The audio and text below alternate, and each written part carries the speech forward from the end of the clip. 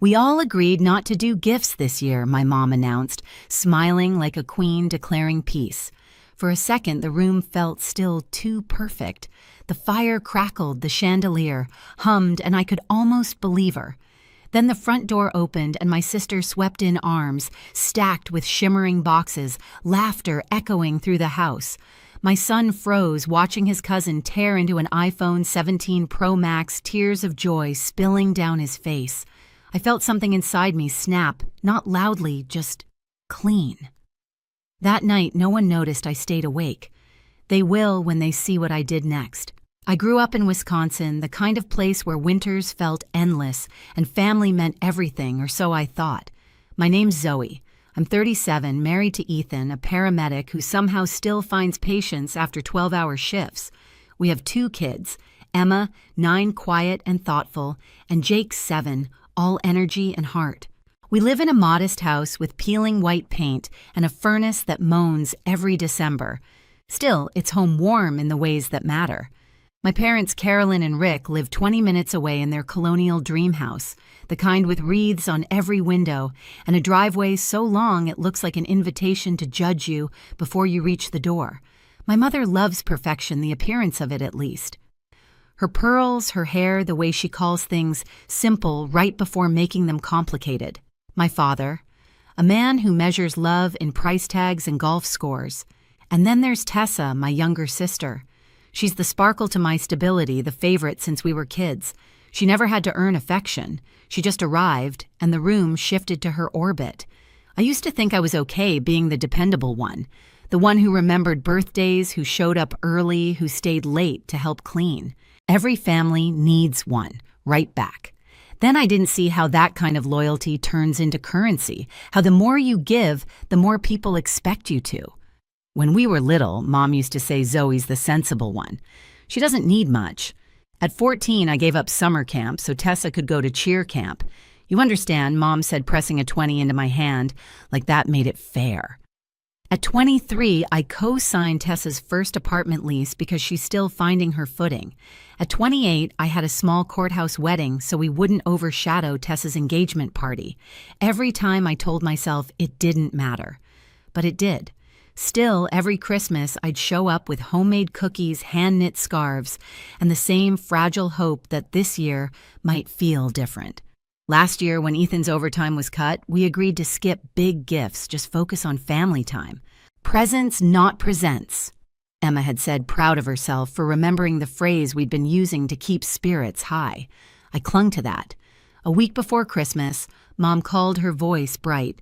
We're keeping things simple this year. No pressure, Zoe. Just bring yourselves. It sounded reasonable, comforting even. I wanted to believe it. I wanted my kids to believe in family the way I once did. So we baked brownies wrapped in parchment tied with candy cane ribbons Emma made herself.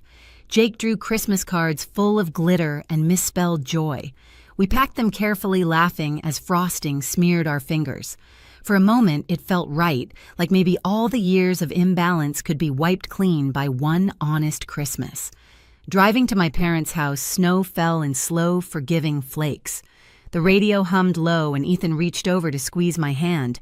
It'll be fine, he said, though we both knew what he meant was brace yourself.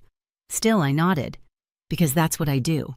When we pulled into the driveway, I caught sight of the front porch, perfectly symmetrical, wreaths, ribbons that matched the drapes. My mother opened the door before we knocked her smile tight and camera ready. There you are, she said, kissing the air beside my cheek. The smell of cinnamon and control filled the foyer. Remember, we all agreed no gifts? I smiled back, the kind of smile you give when you already know the ending, but you're pretending not to. That night would prove one thing: it's never the agreement that breaks you. It's realizing they never meant it in the first place. Dinner started the way it always did. Too bright, too loud, too perfect. My mom's table gleamed with gold chargers and cloth napkins folded like swans. The catered food arrived in silver trays, steaming and flawless. She waved off my brownies as if they were a charming relic from the past. Oh, how sweet, she said, setting them beside the appetizers like an afterthought. Ethan helped Rick uncork wine, the two of them exchanging polite small talk that sounded rehearsed. Mom peppered Ethan with questions about his work schedule, her tone coated in concern but sharp underneath. Still, those long shifts. That must be tough on the kids. Translation: you should be earning more. Ethan smiled, used to her double-edged compliments, but I saw the flicker in his jaw. Across the table, Tessa breezed in, 20 minutes late, her coat glimmering under the chandelier. "Sorry the roads were terrible," she announced, kissing Mom on both cheeks, like she'd just returned from Paris instead of the suburbs. Logan followed behind, arms full of glossy gift bags. "Tessa." Mom clapped her hands like a child. "You made it." The room tilted. I looked down at my lap, breathing through the sting. "We all agreed no gifts this year." The words circled my mind like a cruel joke. Tessa set the bags near the tree. "Don't worry, these aren't real gifts. Just little things we picked up." She winked, laughter spreading like perfume. Rick chuckled. "You always go above and beyond, sweetheart." No one looked at me. Jake tugged at my sleeve. "Can we give Grandma our brownies now?" he whispered. I nodded, forcing a smile. Emma carried the wrapped tray, her small hands trembling as she offered it to my mother. "Oh, darling," Mom said, taking it delicately. "Homemade. How lovely." Her tone was polite, distant. She didn't even open it. My throat tightened. I watched Emma's expression shift, her excitement dimming. She set down the brownies next to the shrimp platter and stood silently beside me. Dinner rolled on conversation, looping around Tessa's new kitchen renovation, her kids' private school, their upcoming trip to Maui. Every story sparkled with money. I sipped my water, feeling smaller with each passing toast. At one point, Rick turned to me. "So Zoe's still at that little marketing job?" Ethan stepped in before I could answer. "She's department lead now," he said quietly. "Oh," Rick raised an eyebrow. "Well, good for you." The same tone he used when he congratulated his golf buddies on not losing by too much. I laughed softly, but it came out wrong, thin, brittle.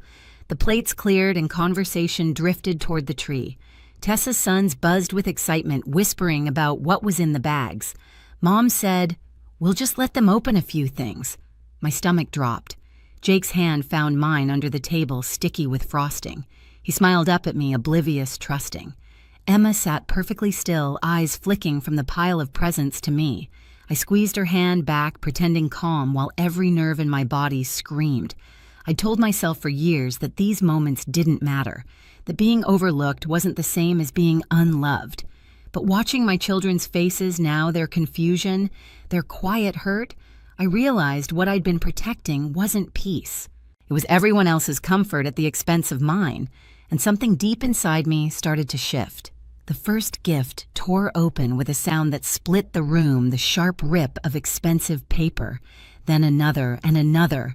Tessa's sons sat on the floor, surrounded by glossy boxes, their laughter rising with each unwrapping. An iPhone 17 Pro Max shimmered beneath the twinkling lights. "Oh my God, Mom!" her oldest shouted, tears of joy streaming down his face. The room erupted in cheers, phones out, flashes popping. Across the room, Jake froze mid-step. He still held the handmade card he'd drawn for Grandma, a wobbly tree with crooked stars. His eyes darted from the glowing phone to his grandmother's smiling face. "Didn't Grandma say no gifts?" he whispered. Emma pressed closer to me, her small hand clutching my sleeve. I couldn't answer. I was staring at my mother, her radiant practice smile, the one she saves for company. "It's just a little something," she said. We didn't want to make a big deal. I could feel my pulse in my ears. My mother's pearls gleamed under the chandelier as she helped Tessa gather the wrapping paper, laughing about kids these days. Logan tossed the empty boxes into a pile. "Worth every penny," he said proudly. Rick nodded, chuckling. "That's what Christmas is about, huh? Seeing their faces light up." The laughter blurred, distant and hollow. All I could hear was Jake's quiet voice again. "Are we poor, Mom?" The words hit harder than anything my parents had ever said. My throat closed. Emma's fingers tightened around mine until they trembled. I glanced at the tray of brownies, untouched edges drying under the heat vent. The cards we made were still stacked neatly on the table, glitter dulling under artificial light. Tessa leaned against the mantel, sipping champagne, watching me watch them. Her smirk was soft, but sharp. "Don't be so serious, Zoe. It's Christmas." My father sighed dramatically. Here we go again. That was it, the final insult, the casual dismissal of years of swallowed pride. I stood slow and steady. The laughter dimmed. "We should get going," I said quietly. Mom blinked, surprised. "But dessert?"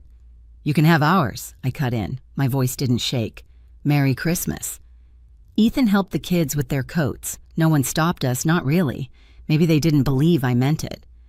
Outside, snow drifted under the porch light, soft and silent. Jake's mitten slipped from my hand as he climbed into the car. "Are they mad at us?" he asked. "No, sweetheart," I said.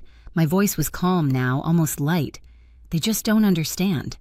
As we drove away, the house behind us glowed like a movie set, perfect hollow staged.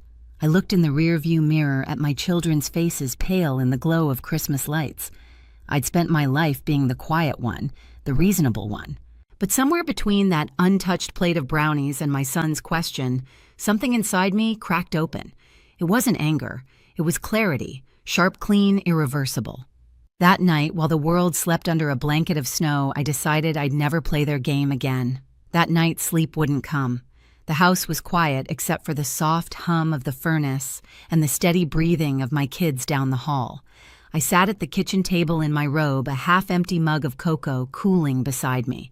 My laptop screen glowed pale blue in the dark. I opened our bank account, something I'd avoided for months.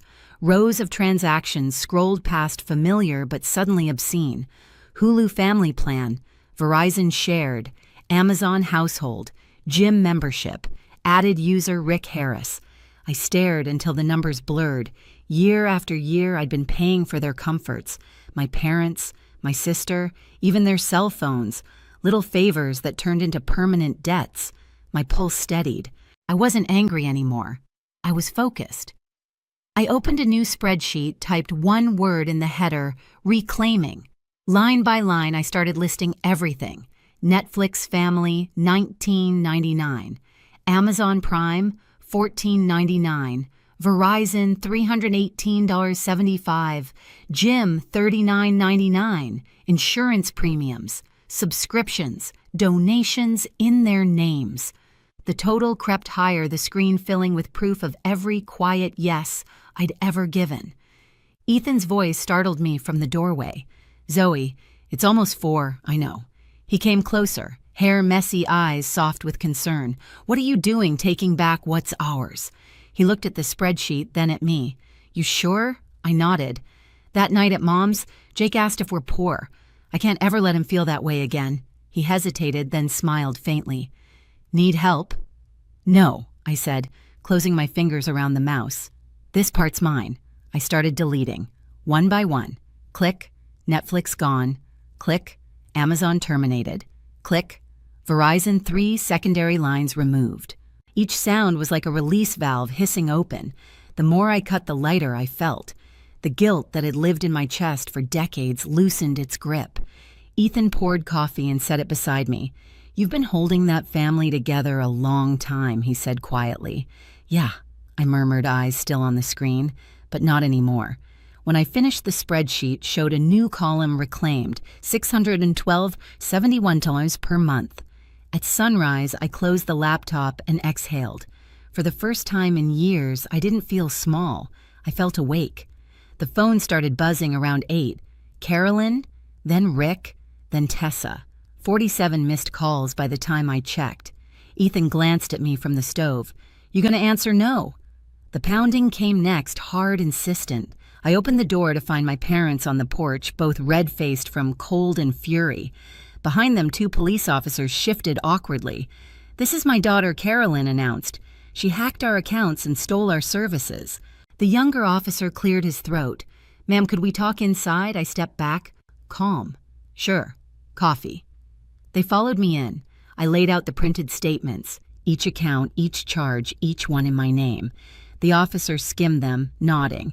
"These are legally yours, ma'am. You're entitled to cancel." Rick exploded. "We raised you. You can't just—" I didn't take anything I said quietly. I just stopped giving what was never appreciated. Silence. The officers exchanged a glance. Then one said gently, "This seems like a family matter." They left. My parents didn't. Carolyn's voice trembled. Family doesn't do this. Exactly, I said. Family doesn't take and call it love. Rick's face fell. After everything we've done for you, you mean everything I've paid for.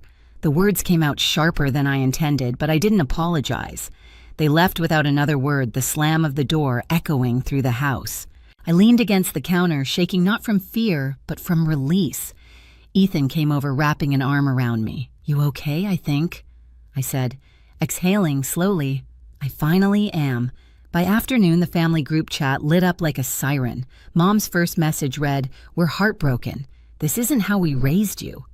Then Tessa chimed in, "Can't believe my own sister ruined Christmas."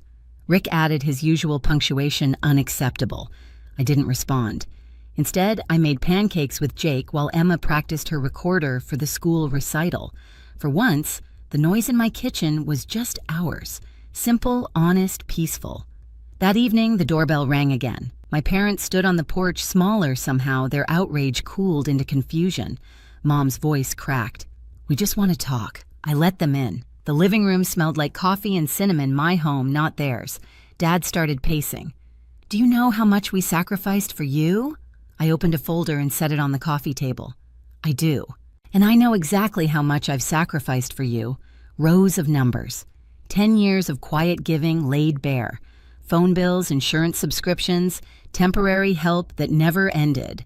Mom scanned the pages, face draining of color. "I never asked for repayment," I said evenly, "but I'm done carrying the weight of your choices."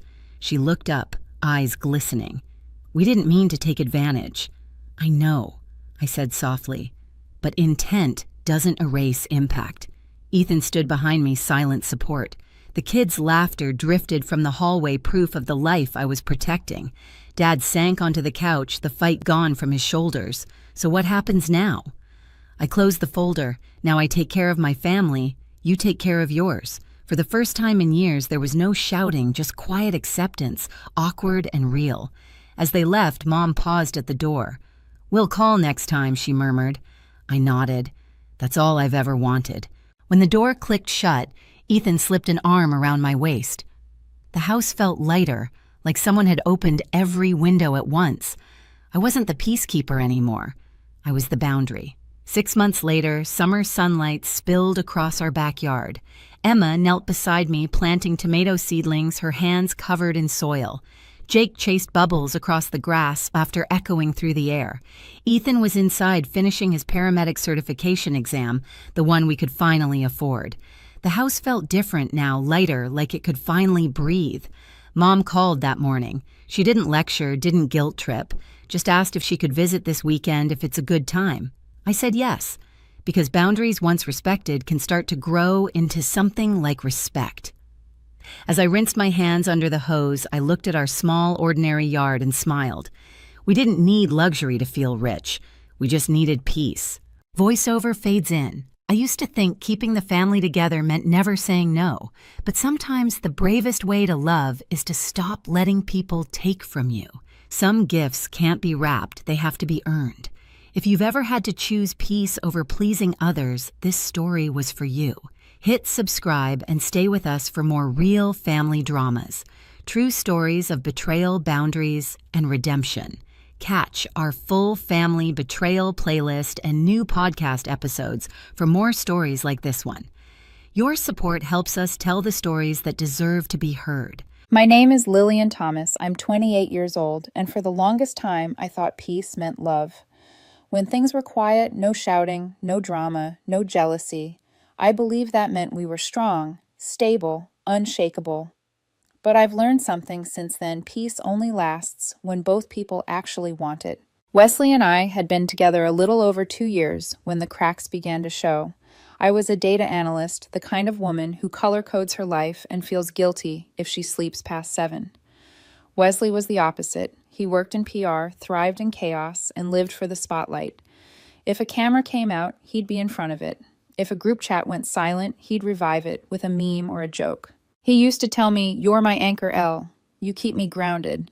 Back then, that word made me proud. Anchor sounded strong, dependable.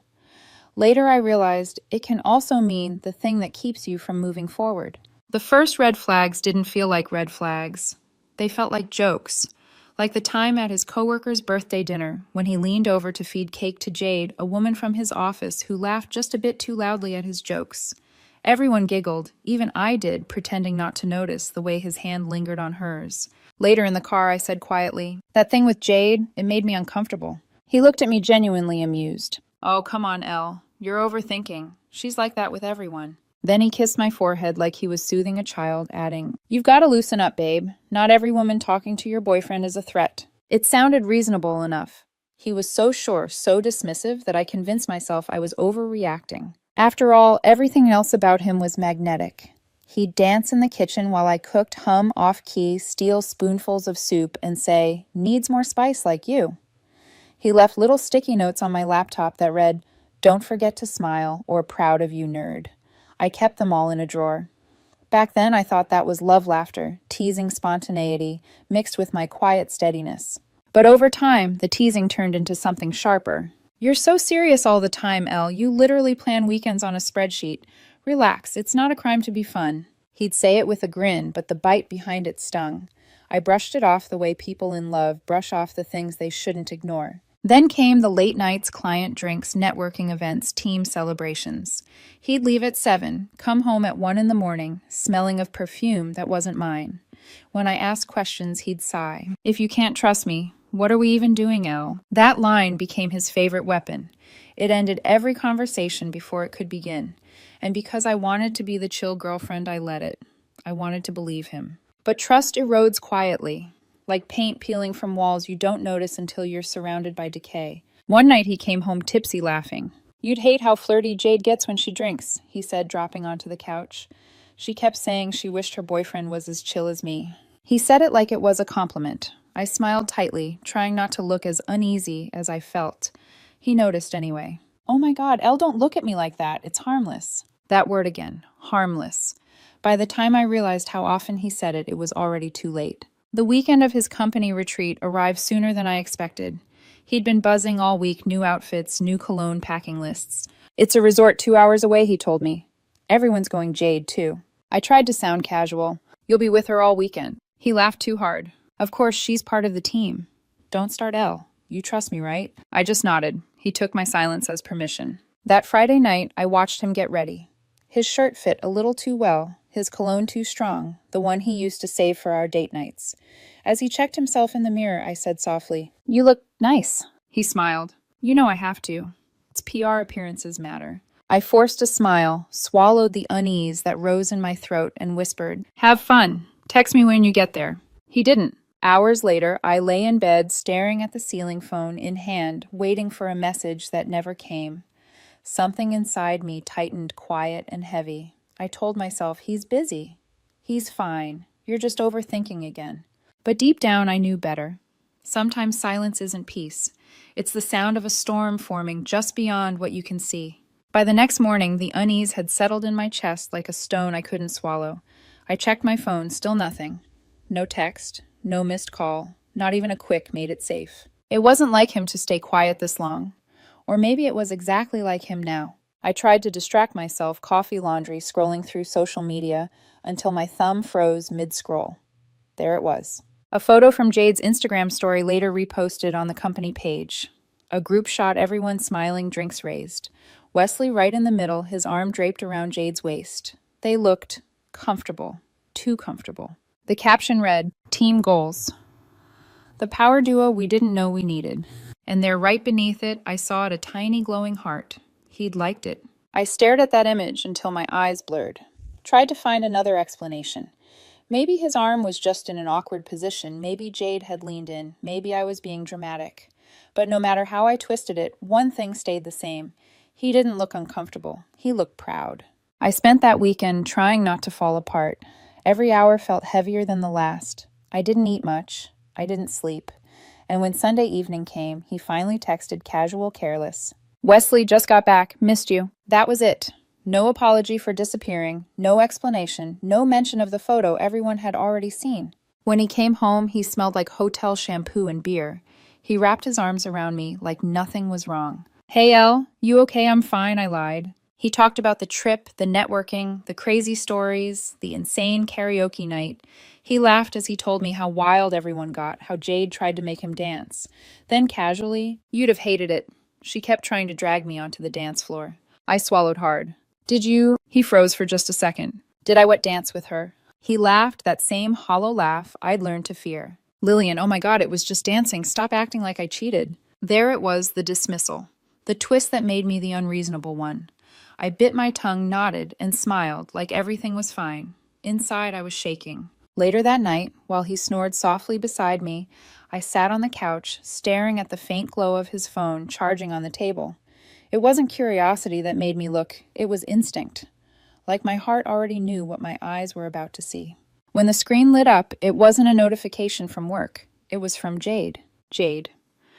Still thinking about that kiss. Don't act like you didn't like it too. My whole body went still.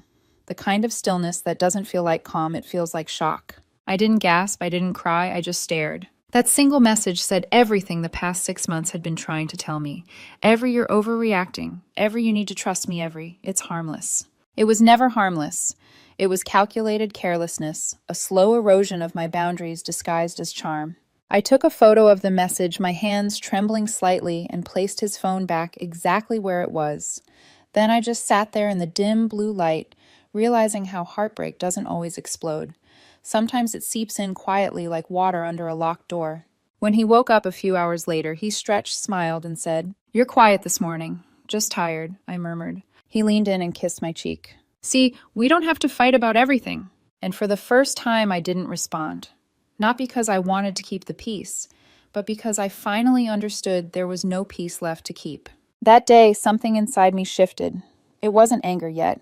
It was clarity, a painful kind of calm that feels like standing in the eye of a hurricane, waiting for what comes next. The next few days passed in eerie quiet.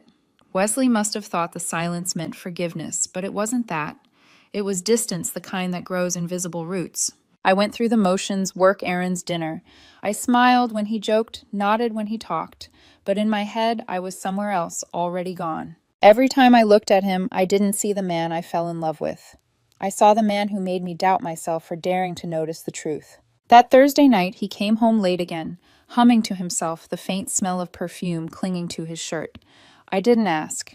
He poured himself a drink and leaned against the counter, grinning. "You know, people at work think I'm lucky.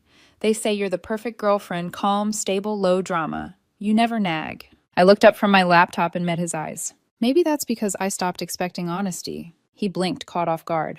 "What's that supposed to mean?" I almost said it. I saw the message. But then I stopped myself. What would it change? He'd twist it, deflect, blame me. Instead, I just smiled. "Nothing, Wesley. Go to bed." He shrugged and wandered off, humming that same careless tune. When I heard the bedroom door click shut, I exhaled slow, deliberate, and opened the drawer beside me. Inside was a small box of my keepsakes. The sticky notes he'd written, the movie ticket from our first date, the keychain he bought me on our anniversary. I held each one for a moment, not out of nostalgia, but out of farewell. Then I started packing. It wasn't dramatic, no sobbing, no shaking hands, just quiet purpose. I folded my clothes, neatly stacked books into boxes, unplugged chargers. Each drawer I emptied felt like reclaiming a piece of myself I'd loaned out for too long. At one point, I paused by the window. The city lights glowed like they always had. But tonight, they looked different, less like chaos, more like freedom. By midnight, I was nearly done. All that was left was the note. I sat at the kitchen counter, the same place where he'd once told me I was too serious, and wrote, "Wesley, you were right. I don't need your permission for anything. I also don't need to stay where I'm constantly made to feel small. I saw the message. I don't want explanations or apologies. Just know that the next time you look for me in this apartment, you won't find me. Take care of yourself. Lillian." I placed the note under his favorite coffee mug, the one that said, "World's Best Communicator." The irony almost made me laugh. Before leaving, I took one last look around. The plants I'd watered, the photos I'd hung, the life I'd built around someone who never deserved it. When I locked the door behind me, it didn't echo. It was silent, like the final breath before a new beginning. I drove with the windows down, letting the cold air sting my cheeks. It didn't hurt the way I thought it would. It felt clean. The next morning, my phone started buzzing before sunrise. Unknown number, then Wesley, then his mother. I turned it face down, let it ring. Hours later, a message appeared. Wesley. What the hell, Elle? Where are you? The apartment's empty. You can't just vanish like this over one stupid mistake. Then another. Wesley, this is childish. Talk to me. I didn't. For once, my silence wasn't weakness. It was power. Because leaving quietly doesn't mean you don't care. It means you finally learned who does and who never did. The first week after I left felt strange. Too quiet. Too still.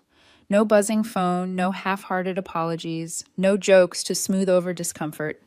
Just me coffee morning light and an unfamiliar calm that felt both foreign and sacred. I'd moved into a small sublet my coworker was leaving for 6 months. It wasn't fancy a studio with creaky floors and a view of the neighbors' laundry lines, but it was mine. Every object in that room had one thing in common. It belonged to me, not us. For the first time in years, I could breathe without asking permission. The calls from Wesley kept coming for a while. Blocked numbers, then messages. At first, they were angry. You're overreacting. This is ridiculous, Elle. You can't just ghost me like that. Then came the guilt tripping. I made one mistake. Everyone makes mistakes. You always said you wanted peace. Is this your version of it? And finally, the desperation.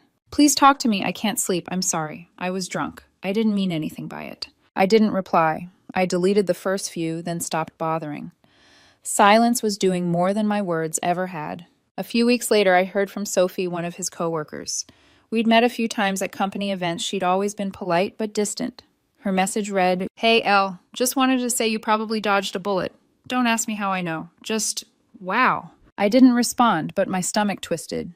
I didn't have to ask what wow meant. A few days later, the pieces started falling into place. Apparently, Wesley and Jade didn't last long. Word spread through the office that he'd tried to make it official, calling her his girlfriend, bringing her coffee, acting like they were the next power couple. But Jade wasn't interested in commitment. Someone overheard her laughing with friends saying, He's sweet, but I was just having fun. He's not really my type. The same week, another woman from their department started posting pictures her and Wesley, new angles, new captions. People noticed. Screenshots circulated. Jade unfollowed him. And soon the office gossip turned from admiration to pity. Sophie told me later that Wesley looked wrecked. Apparently the same charisma that once made him the center of every room had turned into something pathetic. Desperate attempts to joke through humiliation. And me, I felt nothing. No satisfaction, no gloating, not even relief. Just distance. Because karma doesn't always arrive with thunder. Sometimes it just whispers, now you understand. I poured my energy into rebuilding. Yoga on weekends, cooking classes, a photography group where no one knew my history, just my first name and my laugh. Every time I opened my camera lens, I remembered how it felt to see beauty again, without waiting for someone to notice it with me. Then one night, a new message popped up. Wesley. Hey, I know I'm probably the last person you want to hear from, but I just wanted to say I get it now. I almost ignored it, but another came right after. Wesley. You were patient with me. I thought you were controlling, but you were just trying to protect me from people like her. A pause, then another text. Wesley. Can we talk just once, no excuses? I just want to apologize in person. I stared at the screen for a long time. His words didn't sting anymore. They didn't even register as real. They were echoes of the same performance, just spoken softer this time. So I set my phone down, turned off the light, and whispered into the dark. You don't get to apologize just because your consequences finally showed up. I rolled over and fell asleep before he could send another. The next morning, I woke to sunlight streaming through my curtains. The air smelled like rain and freedom. And for the first time in a very long time, I smiled, not because someone loved me, but because I finally did. It had been almost 2 months since I'd left him when we finally crossed paths again. Not intentionally, the universe just has a cruel sense of timing. It was Clara's engagement party, a mutual friend from college. I almost didn't go, but something in me wanted to prove that I could show up, smile exist in a room where he might still be a shadow and not flinch. The venue was warm and glowing fairy lights, laughter, clinking glasses. Everyone looked effortless. And for once, so did I. A soft navy dress hair, loose a small silver pendant I'd bought for myself. Not a gift, not a reminder, just mine. I was talking to a few friends near the bar when I heard it his voice, low, familiar, cautious. Lillian, I turned. He looked smaller. Not physically, but spiritually. Gone was the confident grin, the self-assured swagger. His hair was a little longer. His shirt slightly wrinkled, and his eyes, the same eyes that used to sparkle with mischief, looked dull, tired. "Wow," he said softly. "You look good." I smiled politely. "Thanks, I mean it," he added quickly. "You look healthy. Happier. I am." He hesitated, then motioned toward the terrace. "Can we talk just for a minute?" I followed him outside, more out of curiosity than closure. The night air was crisp, the faint hum of the city in the distance. He stuffed his hands into his pockets like a teenager caught in a lie. "I just wanted to say I'm sorry," he began. "For everything. For yelling. For Jade. For making you feel like you were the crazy one. You didn't deserve that." I didn't say anything. I wanted to hear it all, the apology, the regret, the recognition of what he destroyed. He continued, voice trembling slightly. "I thought I was proving something. That I was this strong, independent guy who didn't need rules or limits. But all I did was ruin the one thing that was real." His words floated between us, fragile, rehearsed. When he finally looked up, his eyes were wet. "Say something, please." I exhaled slowly. "You're right. You ruined it.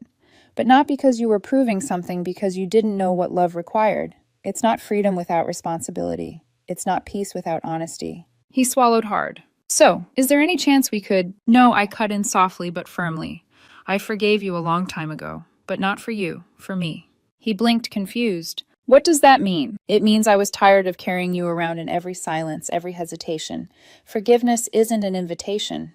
It's a release." He looked away, the corner of his mouth twitching. "You really don't love me anymore, do you?" I shook my head. "No, I love peace more." He let out a short, bitter laugh, not at me, but at himself. "You always were better at letting go than I was." "No," I said quietly. "I just learned earlier that holding on to pain doesn't keep it from hurting. It just makes it permanent." We stood there for a moment, two people who once shared everything, now strangers with nothing left to say. Finally, I stepped back. "Take care of yourself, Wesley." He nodded faintly. "You too, Elle." As I walked away, I didn't feel triumphant or angry, just light, like setting down the last heavy box after a long move. Inside, Clara's fiancé was making a toast. Laughter rippled through the room.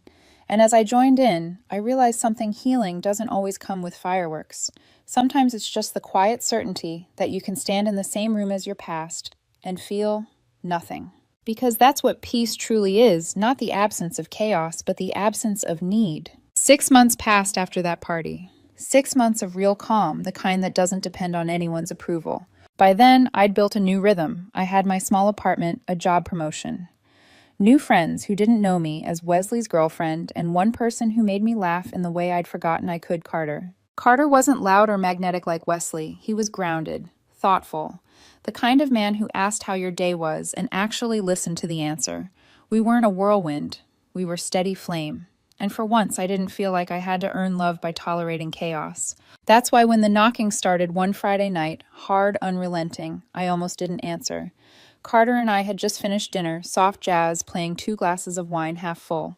The knocking came again, louder this time. "Who is it?" I called out. No answer. Then a voice I hadn't heard in months. "Lillian, please, it's me. Don't close the door. I need to talk." My stomach dropped. Carter looked at me silently, asking if I wanted him to handle it. I shook my head. "It's okay," I whispered. "I've got it." I opened the door just enough to see him. Wesley. He looked awful. Red-rimmed eyes, wrinkled shirt, that mix of guilt and desperation that comes when pride finally runs out. For a moment, he didn't even speak, just looked at me like he couldn't believe I was real. "You look different," he said finally. "Good different. What do you need, Wesley?" I asked quietly. He rubbed a hand over his face. "I was wrong, Elle. About everything. Jade, the way I treated you, all of it. She didn't care about me. She just used me. And I let her. I thought I was being this confident guy, but I was just being stupid." I crossed my arms. "That's unfortunate." He blinked, thrown off by my tone. "That's all you're going to say?" "What else is there to say?" "You said you didn't need my permission. Remember, you made your choice." He stepped closer. "I didn't choose this. I didn't realize what I had until I lost it. You were good to me, Lillian. You were the only one who ever cared." I looked at him, and for a brief second I saw the man I used to love, but only as a memory. "No," I said softly. "I cared about the version of you I thought existed. But that man only lived in my imagination." He flinched. "You don't have to be cruel." "I'm not," I said calmly. "I'm being honest. That's something we never had between us." His gaze drifted past me to the small detail I'd forgotten. Carter's shoes by the couch. His expression changed. "You're seeing someone." Yes, already. It's been 6 months, Wesley. Still, he said bitterly, you move on fast. I shook my head. No, I just stopped waiting for someone who'd already left. That landed like a stone. He stood there, jaw tightening, eyes glassy. I made a mistake, a huge one. But people make mistakes, Elle. We can fix this. I can fix this. No, I said, you can't, because we don't exist anymore. His voice cracked. You really don't feel anything for me. I do, I said, relief. He laughed, the sound brittle and hollow. Guess that says it all. It does. I opened the door wider, not as an invitation, but as an ending. Good night, Wesley. He hesitated, eyes darting to the shoes again. I hope he treats you better than I did. He already does, I said quietly, by not being you. For a moment, he looked like he wanted to say more, but the words never came. He just nodded, stepped back, and walked down the hall. When I closed the door, I didn't lean against it or cry or shake. I just exhaled, like a story finally told to its last page. Carter walked over and wrapped an arm around me. You okay? Yeah, I said. I think that was the last chapter. He smiled, pressing his forehead to mine. Then let's start a better one. And in that moment, I knew closure isn't something they give you. It's something you build for yourself, brick by brick, until the past can knock all it wants, and you simply don't open the door. It's strange how life keeps moving, even when you think you've already reached the ending. After that night, I never heard from Wesley again. No calls, no texts, no late-night apologies that came too late. It was as if he'd finally understood silence was the only response I'd ever give him again. Months passed, and my world grew fuller. Carter and I settled into a rhythm that felt natural. Not the dizzying kind of love that burns fast and leaves ashes, but the kind that feels like sunlight after rain. Warm, honest, steady. We took weekend trips, cooked dinners together, had slow mornings where coffee and laughter blended into one quiet joy. Sometimes I'd catch myself thinking, so this is what peace actually feels like. Not the silence I once mistook for love, not the pretending, just calm that doesn't need defending. Then one afternoon, while waiting in line at my favorite cafe, I saw him again. Wesley. He was sitting by the window alone, a half-finished cup of coffee beside him, scrolling through his phone with that absent look people wear when the world's moved on without them. He looked older somehow, not in age but in spirit. His confidence was gone, replaced by a quiet kind of defeat. I considered turning around, pretending I hadn't seen him. But then he looked up. Our eyes met. For a second, neither of us moved. Then he managed a small, hesitant smile. Lillian. I nodded polite. Wesley. He cleared his throat, his voice rough. You look happy. I am. He nodded, a faint, genuine sadness in his expression. Good, I'm glad. Take care, Wesley. And that was it. No dramatic confessions, no tearful apologies, no rekindling, just two people standing on opposite sides of a closed chapter. As I turned to leave, I caught my reflection in the cafe window, the same woman who once begged the universe for peace, now walking away from it, carrying her own. Outside, the air was cool, the city alive with noise and motion. I slipped my phone into my pocket, took a deep breath, and smiled to myself. Because closure isn't always loud. Sometimes it's the soft click of a cafe door closing behind you. Sometimes it's walking past the person who once broke you and feeling nothing. That's when I realized he never took my peace. He only taught me how to build it. So when people ask me what happened between us, I just tell them the truth. He taught me how powerful silence can be. Not the silence of avoidance, but the silence of understanding. The kind that hums with freedom. The kind that means I'm finally home within myself. My name is Joyce Romano, and I'm 32 years old. If you'd asked me a month ago what my life looked like, I'd have told you it was perfect, or close enough to fool anyone looking from the outside. I was engaged to a man everyone called too good to be true, Orlando Cole. 30, charming, thoughtful, in that quiet way that makes you trust him without trying. We were supposed to get married in 3 months, September 15th. Everything was booked: the venue, the photographer, the flowers, even the string quartet my mom insisted on. For years, I thought I'd finally won at love. I used to joke that Orlando was the calm to my chaos. Now I realize he was just the silence before the storm. It started small. A few months back, Orlando began staying late at work, scrolling through his phone more often, smiling at something unseen. When I'd ask, he'd brush it off. Just catching up with old friends, babe. He mentioned one name more than once, Maya, his ex from college. I remember the first time he said it casually. Oh, Maya got a promotion. Good for her. My stomach twisted a little, but I didn't say anything. People stay in touch with their exes, right? That's what I told myself. But the truth. Sometimes your gut whispers before your heart catches up, and mine had been whispering for weeks. It was a Thursday night when the truth stopped whispering and started screaming. Orlando said he was going out with his coworkers some casual bar downtown to celebrate a project completion. He kissed my forehead, promised he'd be home by midnight, and left smelling faintly of cedarwood and confidence. I stayed home, folded laundry, half-watched a Netflix show, and eventually fell asleep on the couch. At 1:17 a.m., my phone buzzed nonstop notifications from Instagram. I rubbed my eyes, still groggy, and opened the app. The first photo was innocent Orlando, and a few friends' beers in hand, smiles too wide. The second was louder lights, music, people laughing, faces blurred in motion. And then the third, my heart dropped into a silence so heavy I could hear my own pulse. There he was. Orlando sitting on a low leather couch, Maya on his lap. Her head tilted back, laughing, one arm draped around his neck, his hand on her thigh like it belonged there. The caption read, "Sometimes you miss the old days." At first, I thought my brain was playing tricks on me. I zoomed in, blinked, stared again. It didn't change. Nothing did. There were already 50 likes, comments pouring in. "Aw, you two, OMG, this is adorable. Old flames never die." My fingers went cold around my phone. My fiancé, the man whose tuxedo fitting I'd confirmed 2 days ago, was sitting on his ex lap, smiling like he never left her, and the internet was cheering them on. I didn't cry. I just froze. Because in that moment, it felt like the whole world had seen something I wasn't meant to, like I was the last to find out about my own life. When Orlando came home at 2:43 a.m., I was sitting in the dark at the kitchen table, the blue light of my phone casting ghostly shadows across my face. He stumbled in quietly like a man returning from war, careful, hesitant, trying not to wake the guilt. "Hey, you're up," he said. "Yeah," I answered. My voice was calm, too calm. "I saw your post." He blinked. "What post?" I turned the phone around the screen, glowing with that picture. His expression faltered for half a second before he forced a laugh. "Oh, that Maya posted it, not me. It's just nostalgia, you know." "A joke." "A joke." My words were soft but sharp. "You're sitting on her couch. She's sitting on your lap. You're both smiling like newlyweds. What's funny about that?" He sighed, rubbing the back of his neck. "You're overreacting, Joyce. It was innocent. You know how people are online, dramatic captions, no context. It doesn't mean anything." "Doesn't mean anything," I repeated quietly. "Right. Just like all those coincidences lately, running into her at the gym, the coffee shop, the company mixer." "Joyce, please," he interrupted, irritation flashing across his face. "She's just a friend. You're being paranoid." The word paranoid hit harder than I expected. It's the kind of word meant to make you doubt yourself. And I did, for months. But not tonight. "I'm not paranoid," I said slowly. "I'm awake." He stared at me for a long moment before muttering, "I'm going to bed.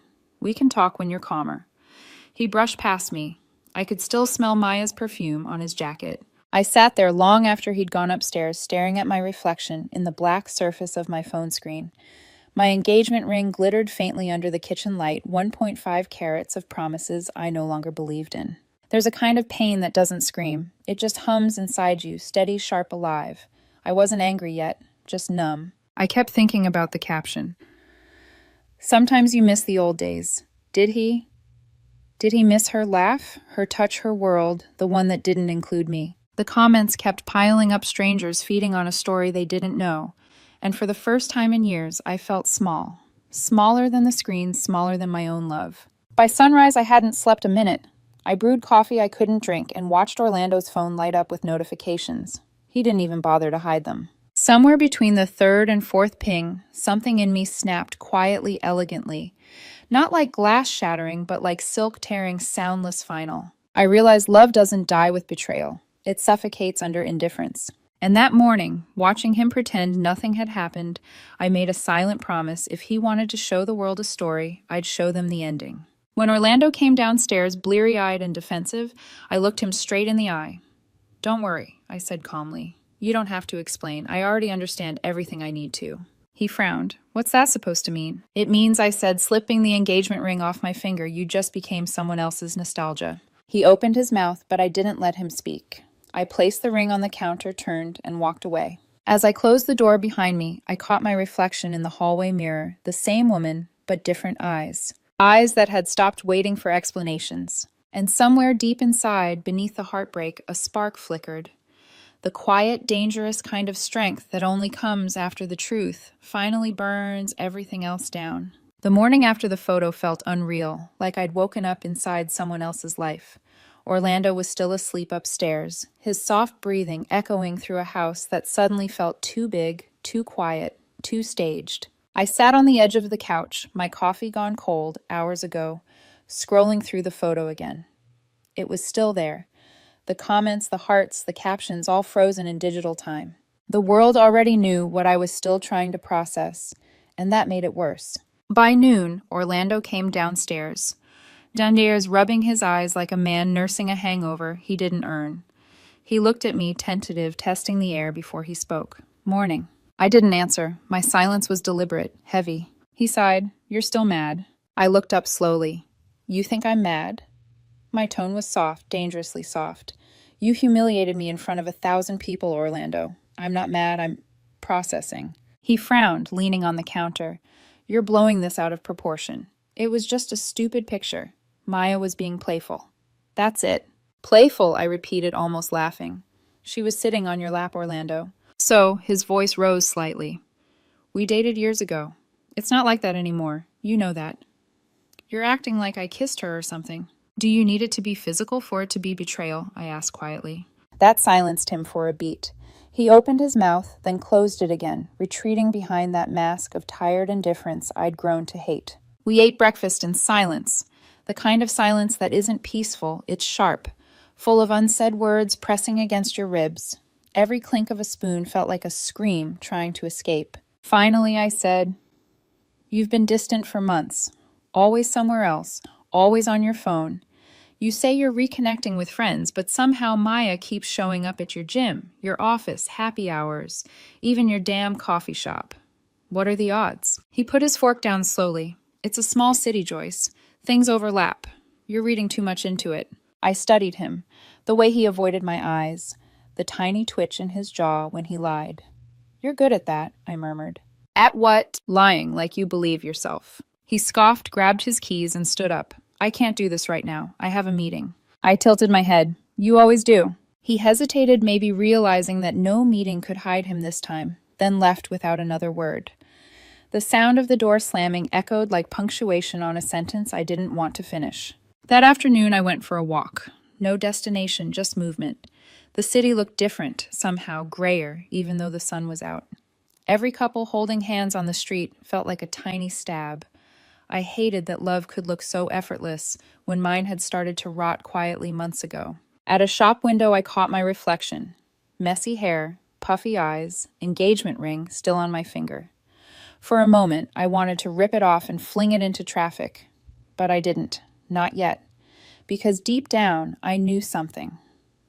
When love dies, you don't bury it immediately. You keep staring at it, waiting for it to breathe again. When I came home that evening, Orlando was sitting on the couch, scrolling through his phone. His voice softened when he saw me. Hey, look, maybe I was insensitive. I'm sorry. Okay. You know how social media twists everything. His tone, calm, patronizing, made me clench my fists. You're not sorry for what you did, I said. You're sorry because people saw it. That's not fair. Fair, I almost laughed. You want fair would have been you remembering that you're engaged before you sat on your ex's lap. He rolled his eyes. You're so dramatic sometimes, Joyce. You twist things to make yourself the victim.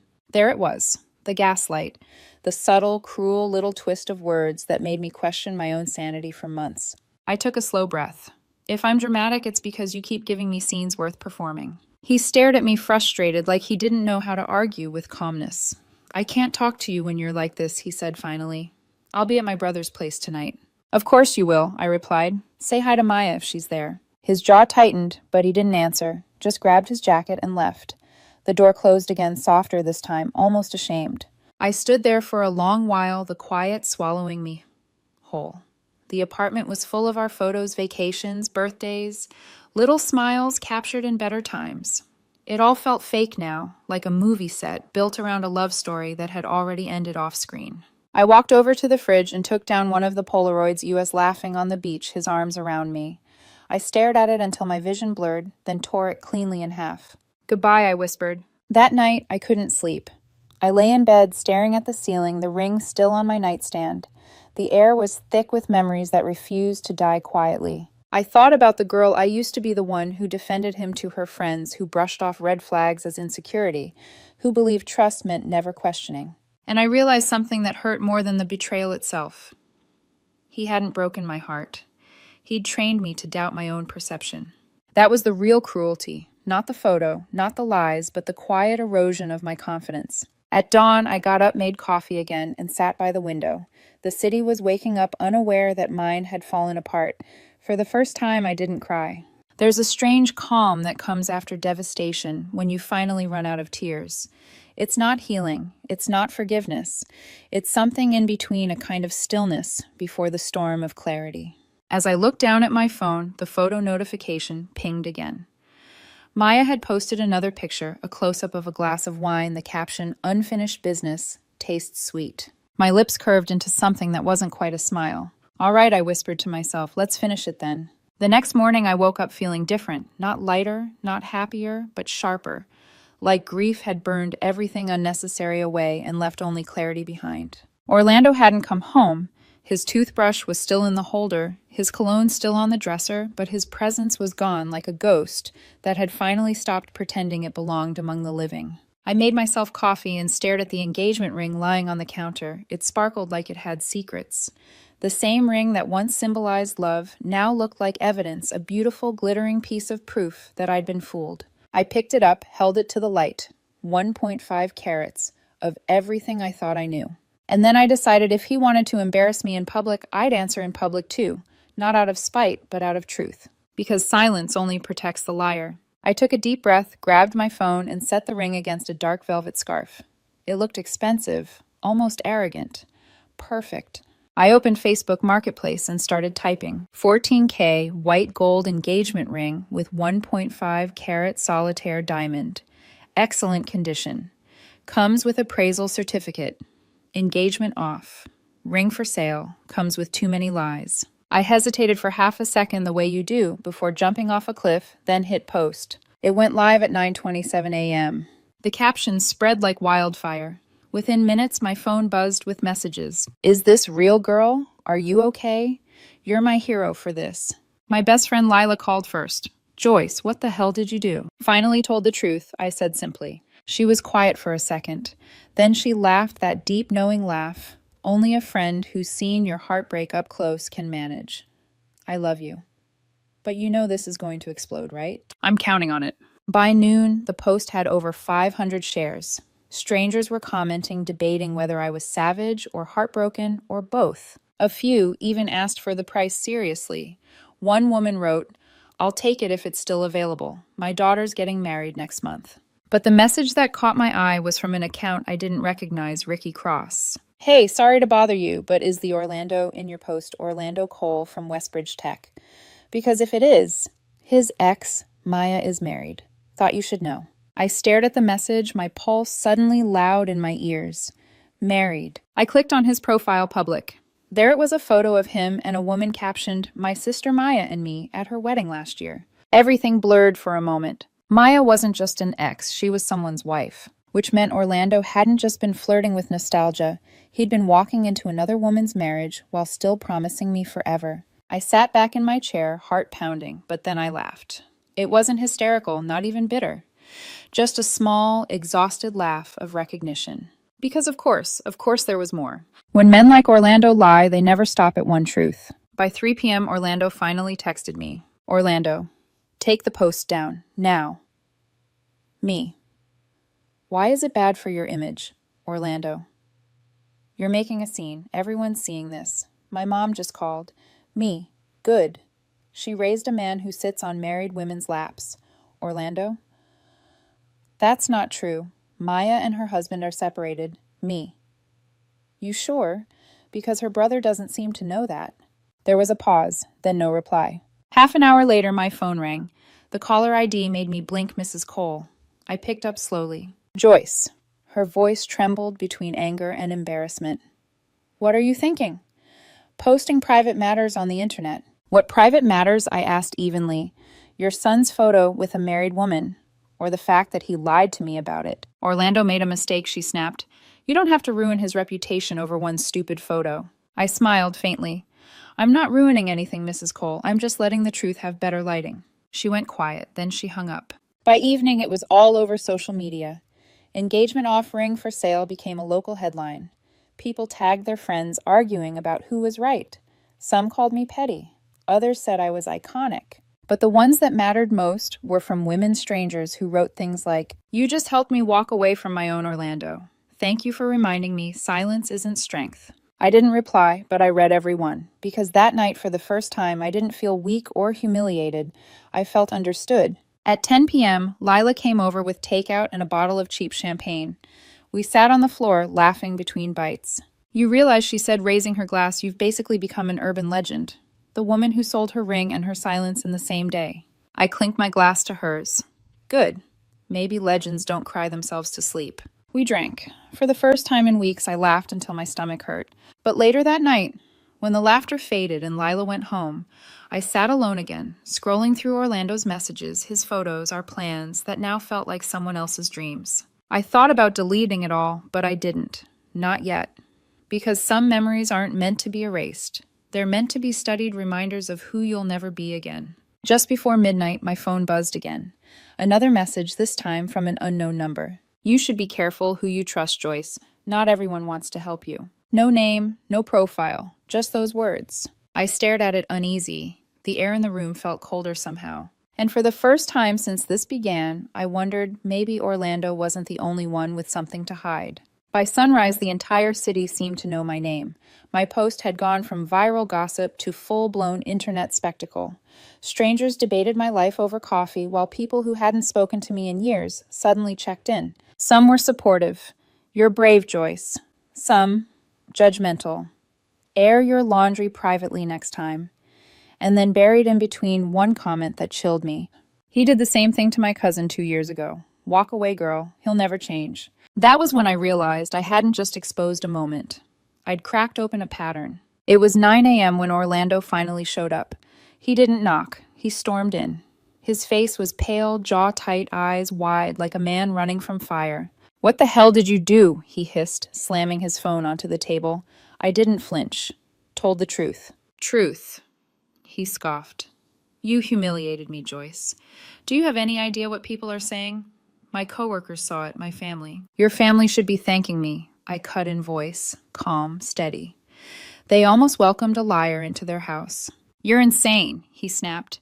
This is vindictive. You could have just broken up with me quietly. Oh, like how you quietly sat on your married ex lap. His mouth opened, but no sound came out. His anger cracked for just a moment, and behind it, guilt. I took a slow breath, leaning forward. You know what the difference between you and me is, Orlando. I don't lie to make myself look good. He exhaled hard through his nose, pacing. You don't understand. Maya's going through something. Her husband's... I interrupted again, sharply this time. Married. She's married Orlando. And you're telling me she's going through something? What exactly are you trying to fix? Her loneliness or your ego? He froze. That one hit home. Then he grabbed his phone. You think you're so clever you made a joke out of both of us.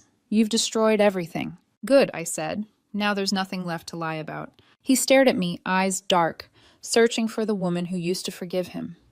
She wasn't there anymore. By noon, I got a call from my mother. Her voice was firm but trembling. Joyce, are you sure this is the path you want to take? Yes, I said simply. She sighed. I don't want you to get hurt even more. People can be cruel online. I've already been humiliated publicly, once I replied. This time I'm in control of the story. There was a pause. Then her voice softened. Then hold your head high, sweetheart, because they're all watching now. By 2 p.m., the story hit the local news. A friend sent me the link. Viral post woman lists engagement ring online after fiancé's photo with ex. The video thumbnail showed a blurred image of me from an old work event next to Orlando's smiling face. The caption beneath it read, When betrayal meets social media, everyone has an opinion. They read my post on air. The anchor even chuckled, repeating my caption. Engagement off, ring for sale. Comes with too many lies. Then she smiled and said, well, she certainly made her point. The clip was shared thousands of times before dinner. That evening, the phone rang again. This time, an unknown number. Joyce Romano, the voice asked. Yes, this is Mark Callahan from Channel 7. We're doing a segment on viral breakup stories. Would you be interested in an interview? I hesitated. I'm not sure I want to make this more public than it already is. He chuckled. It's already public, Ms. Romano. You might as well own the narrative. I thought about it. About all the people making up their own version of my life. My heartbreak. My reasons. Owning the narrative suddenly didn't sound so bad. Fine, I said, let's talk. The next day, the interview aired. I didn't cry or yell. I just spoke clearly about betrayal, about boundaries, about how women are always told to handle things privately, even when they're the ones wronged publicly. Clips of me speaking went viral. Comments flooded in. She handled it with class. Finally, someone said it. Protect this woman at all costs. And somewhere buried deep in the comment threads, another account appeared. You think you know everything, Joyce. You don't know what Orlando's really hiding. No name, no photo, just that. It unnerved me more than I wanted to admit. Later that evening, I got a message from Maya's husband. I didn't recognize the name at first, Liam Bennett. Hi, Joyce. You don't know me, but I'm Maya's husband. I saw your story. She told me it was innocent, but I checked her phone. There were messages, months of them, late-night calls, plans. I thought you deserved to know. Attached were screenshots. Orlando's name, the same tone I'd known so well. You make me feel alive again. I can't stop thinking about you. Don't tell Joyce. She's been suspicious lately. Each word burned like acid down my throat. I didn't cry. I didn't even blink. I just sat there numb, reading proof of everything I'd already felt but hadn't wanted to believe. When Orlando came over again that night, probably to explain himself, I was ready. He walked in mid-sentence, already defensive. Joyce listened. Things got blown way out of... I held up my phone, showing him the screenshots. He froze. The color drained from his face. This isn't what it looks like, he stammered. It's exactly what it looks like, I said. My voice didn't shake. You weren't missing the old days, Orlando. You were trying to rewrite them. He looked around desperate. We can fix this, please. We were good, Joyce. We were nothing, I interrupted. You were pretending, and I was believing. That's not love. That's theater. His shoulders slumped. I made a mistake. No, I said. You made a choice. That was the last time I saw him. He left quietly without another word. By the next morning, he'd deleted his social media, and the internet had moved on to another scandal. But for me, the quiet after the storm wasn't peace. It was something heavier. Because when the noise fades, that's when you finally hear the truth you've been avoiding. And mine was simple. I'd been loving a man who didn't exist, at least not the version he showed me. That night, I took the ring out one last time, turned it in my palm, studying the light bouncing off the diamond. A symbol of promises never kept. Then I tucked it back in its box and sent a message to the woman who'd inquired earlier. Hi, this is Joyce. The ring's still available if you're still interested. She replied immediately. Yes, my daughter's getting engaged. Can I meet you tomorrow morning? Perfect, I whispered, setting the phone down. Because I was finally ready to let it go, the ring, the story, the pain. All of it. The next morning, the city felt strangely calm, like it was holding its breath after a storm. I woke up early, made coffee, and opened the curtains. The sunlight spilled into the apartment soft and warm, touching everything that used to remind me of him.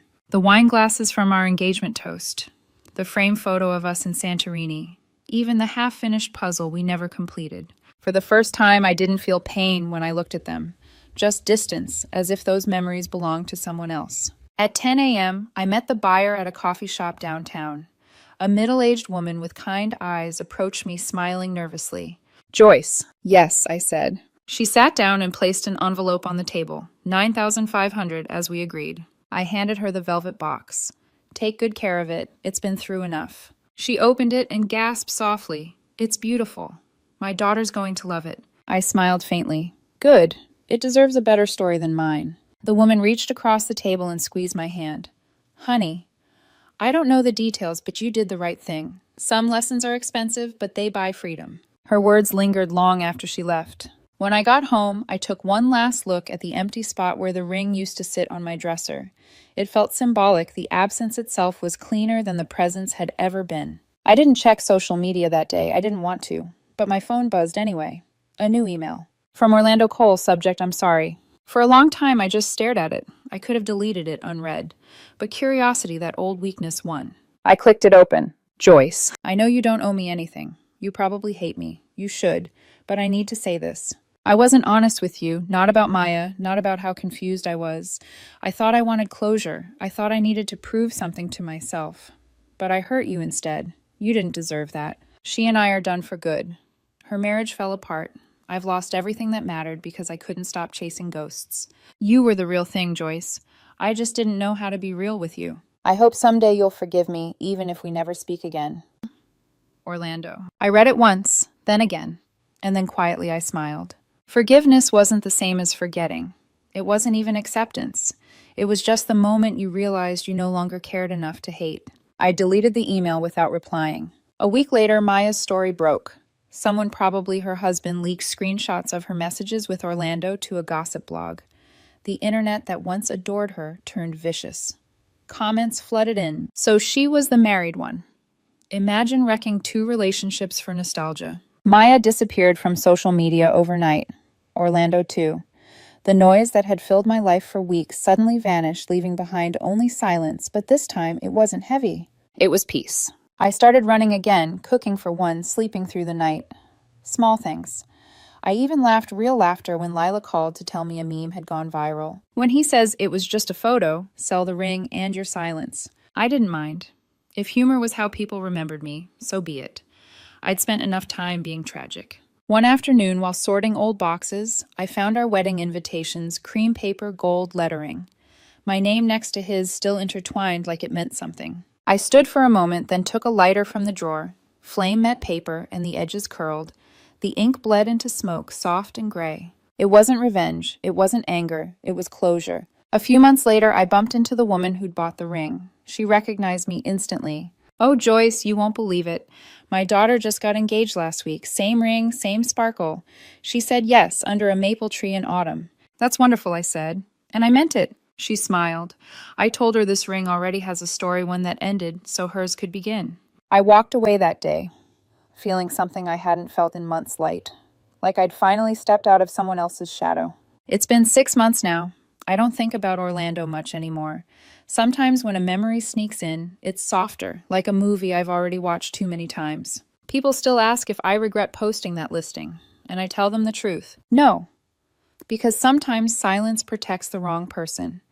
And sometimes the only way to heal is to make the truth loud enough that even your pain can hear it. One night, sitting on my balcony, I wrote in my journal. He wanted to relive the past. I wanted to build a future. We were never on the same timeline. I closed the book, took a deep breath, and watched the city lights flicker below. I didn't need revenge anymore. I had something better, peace earned the hard way. And if you ask me now what that ring was really worth, I'd say $9,500 and the rest of my life back. It's funny how quiet life becomes after chaos ends.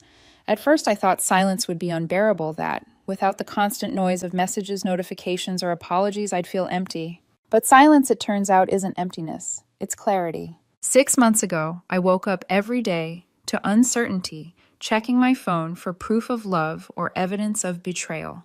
Now I wake up to sunlight sneaking through my curtains, to coffee that doesn't go cold, to peace that doesn't need validation. I still wear the small gold bracelet my mom gave me on my 28th birthday.